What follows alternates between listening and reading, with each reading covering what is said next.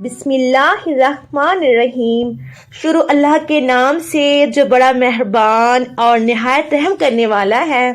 محترم ناظرین، السلام علیکم ورحمۃ اللہ وبرکاتہ۔ آج ہم کلمہ طیبہ کے بارے میں بات کریں گے، اس کی فضیلت کے بارے میں بات کریں گے۔ کلمہ طیبہ کی فضیلت، جنت کے دروازے کھلتے ہیں۔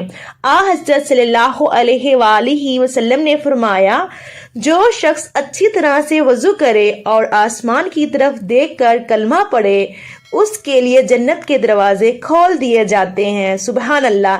ایک آدمی آپ صلی اللہ علیہ وآلہ وسلم کی خدمت میں حاضر ہو کر کہا، یا رسول اللہ صلی اللہ علیہ وآلہ وسلم، میں بہت گناہ گار ہوں۔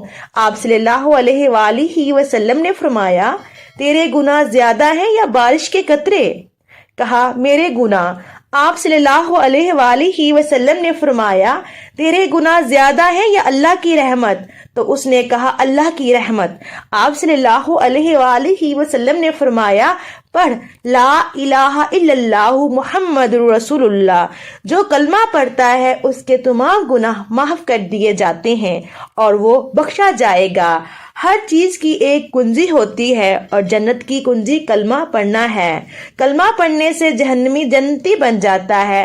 آپ صلی اللہ علیہ وآلہ وسلم کا ارشاد ہے، جو شخص وضو بے وضو کثرت سے کلمہ پڑھتا رہے گا تو اللہ تعالیٰ اس کے لیے جہنم کی آگ حرام کر دیں گے۔ سبحان اللہ۔